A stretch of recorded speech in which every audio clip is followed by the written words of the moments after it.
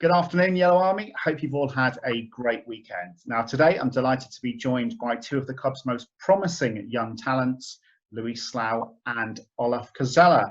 Welcome, guys. Now, obviously, lockdown's been in place now for about 2.5 months.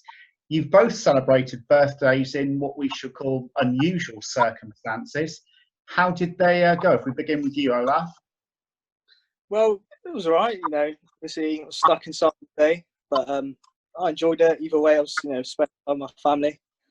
But it was okay. It was very good, thanks.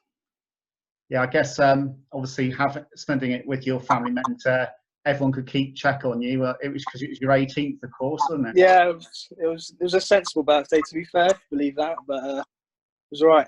They could keep an eye on me, so it's all good.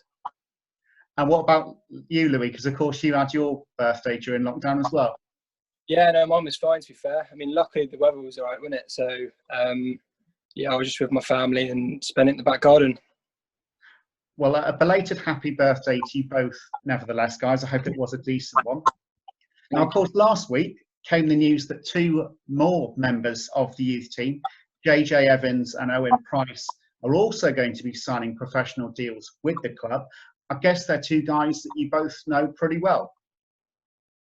Yeah, 100%. Obviously, JJ, I've known. I think we both played for Torquay when the academy was just before it shut down, from under 10s to about 13. So I've known for quite a while.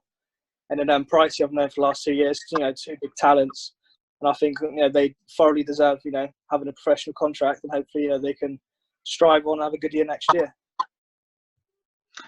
And Louie, what are your first impressions of JJ and Owen?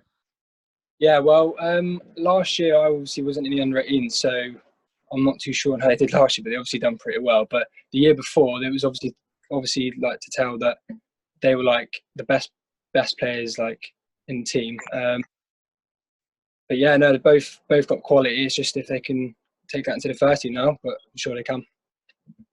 Now, having both made the step up yourselves during the last year or so, what can they expect next season? What are the biggest differences between playing for the youth team and then being in the pro ranks? So, Olaf, we'll begin with you on that one. I think, because obviously they didn't train every day. They'd always come in because they had college, but I think training every day will definitely improve them. I think the difference from youth to first team football, I think it's obviously a lot quicker. You've probably got to be more, switched on and, just get ready for quick reactions, because you can't really afford to make mistakes else. Well, then, the team can concede a goal with you, or something, bad could happen in the game. So you just got to be, more switched on, but I'm sure they're going to do well.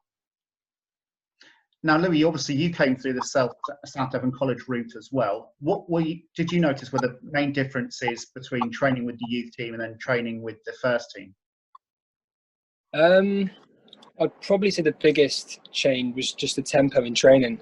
I mean, when we do drills, say at the start of training, it's all got to be, very good tempo, because Downsy and the gaffer want us to get good habits and stuff. So I'd say the tempo. I'd say the lads are very competitive in training.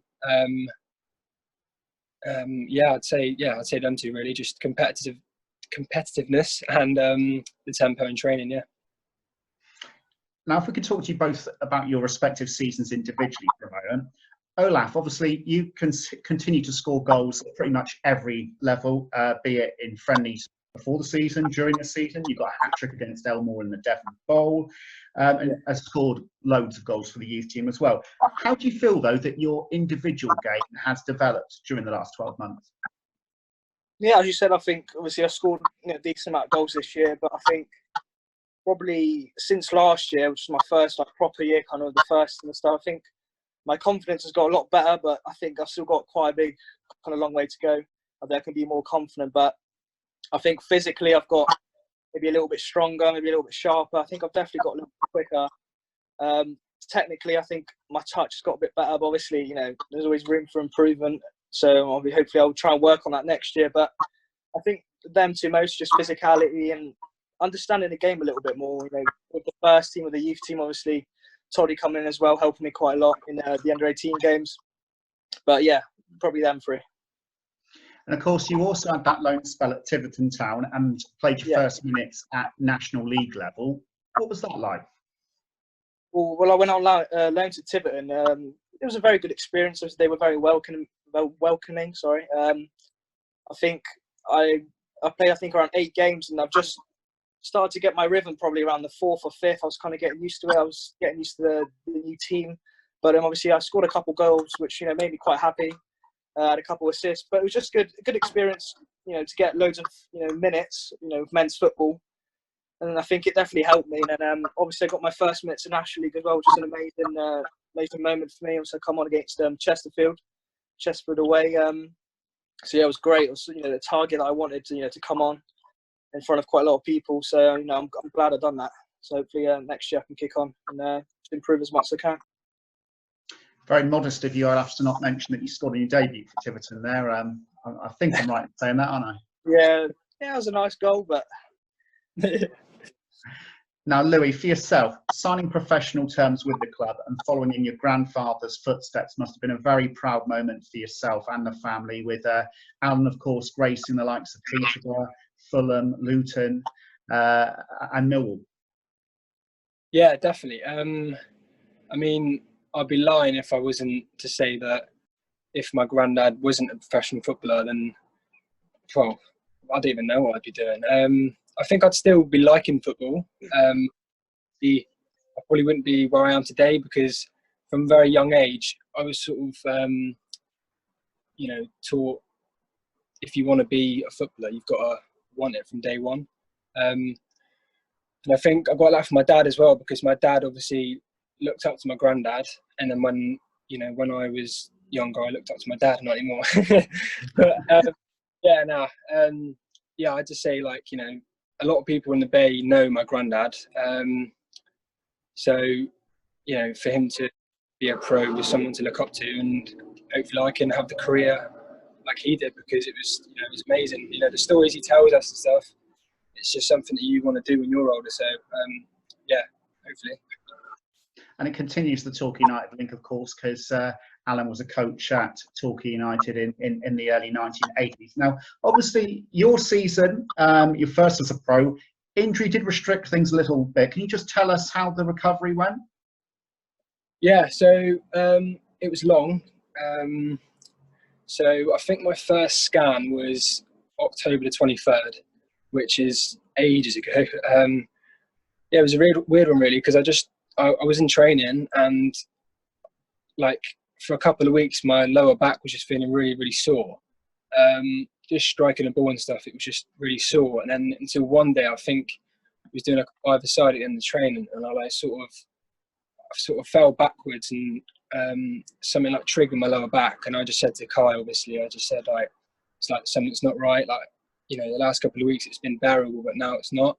So thought me out with, and first of all, but I had a second scan, and I fractured a little bit of my lower spine. So the recovery was long. It was meant to be anywhere between like 12 to 16 weeks. So yeah, I mean, it was long, but I tried to come back in January, but it still wasn't right. But yeah, I know obviously this is a really bad time for everyone, but for me, it's been okay because I've been keeping safe, and I've just been, letting my back heal, which is the most important thing, because I want to hit pre-season, hard and just give it a real good go. Now, despite that disappointment, you did make it onto the bench for the first team for a couple of times. So that must have given you a little bit of a taste of what's to come, and given you something to aim for. Yeah, definitely. I mean, from pre-season until October, obviously, full-time training and being in and around the first team and that for the first time, I learnt loads, and it's something I can take onto next year, whenever it starts. But I'll be more ready this year than I was last year, because I've gained a year's experience. Even though I'm injured for most of it, I can take a lot from last season, because in the stands, I wasn't just watching the game. I was watching centre halves and defensive unit, and just listening to whatever was being said, really. Yeah, and like you said, and I'm sure that Olaf feels the same, that year's experience can only put you both in good stead for the future.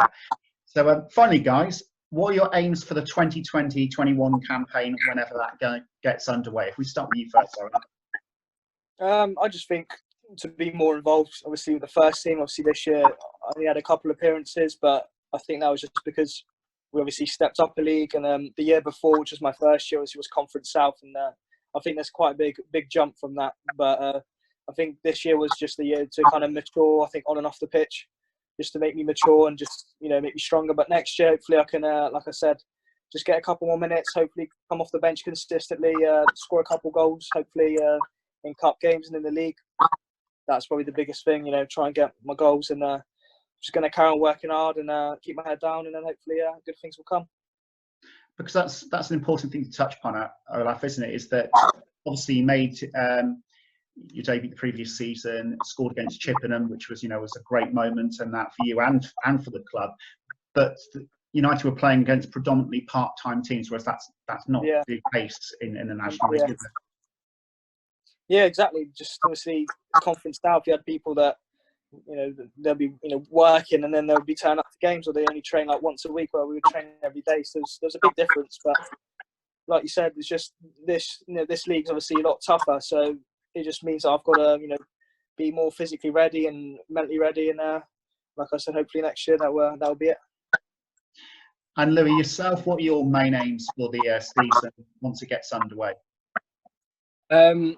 Well, to firstly have a really good pre-season. I think that's really important. I mean, last year I had a good pre-season, and just start well and keep learning, and see where it takes me. But I just want to work a full season of working hard, because although I was injured, I was still working hard. It was a gym and stuff, but I want to work hard out on the training pitch, and if I get my chance, hopefully I'll take it. But just a year of working hard, really.